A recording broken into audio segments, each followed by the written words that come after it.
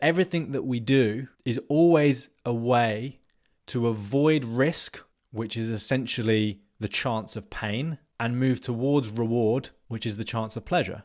There's actually a fundamental level how we make all decisions.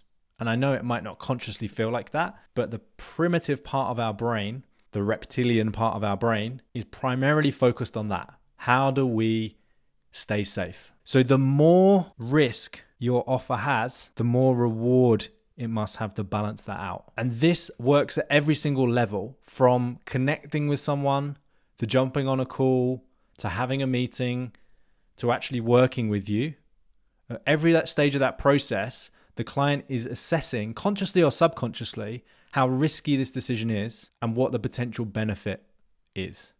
So if we understand that fundamentally, then the question for us becomes, how do we reduce risk and amplify reward in everything that we do, in our entire communication? How do we reduce risk and amplify reward in everything that we do? And so there are three, in order to answer this question, there are three big ideas that we really need to get our heads around. The first idea is the concept of giving before you ask. So what do most people do when they're prospecting on LinkedIn? When you get those messages that make you roll your eyes or that you just ignore, what are most people doing? They're asking first, aren't they? It's the other way around. They're asking, hey, do you want to jump on a call? Hey, do you want to buy this thing? Hey, do you need help with this? They're not giving you something. They're not saying, hey, there's this awesome thing that's valuable for you and it's a gift. So give before you ask, right? I'll give you some examples of how we do this, but how do you feel when someone gives you something that's genuinely valuable, that's a gift? Most people feel good.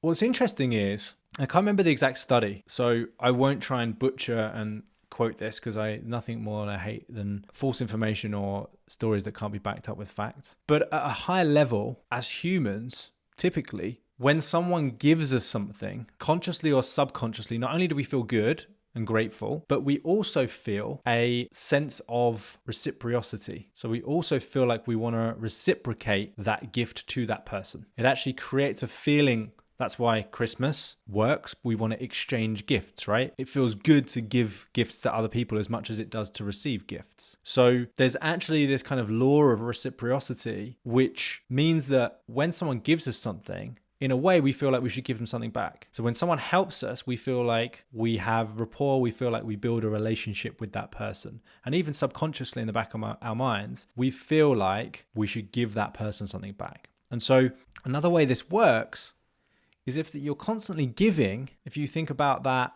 balance, if you're constantly giving, then you automatically have credit in the bank with that person. So that person is much more likely to jump on a call with you, is much more likely to do the next thing that you want them to do if you've given something to them first, especially if it's valuable. The second big idea that I need you to get is the difference between services and outcomes. Why have I got two men sweating and someone lifting a shirt up? Well, I think Chris Doe said it best when I was talking about this concept on the future. He said, essentially what you're saying is sell the six-pack abs, don't sell the 60-minute workout. All too often we are focused, our offer is focused on the thing that we do rather than what the client gets. So let's say branding, right? Branding is the service. There's going to be an outcome typically that people get from branding, which might be a sense of clarity, which might be confidence in their brand, which might be consumer confidence, something like that.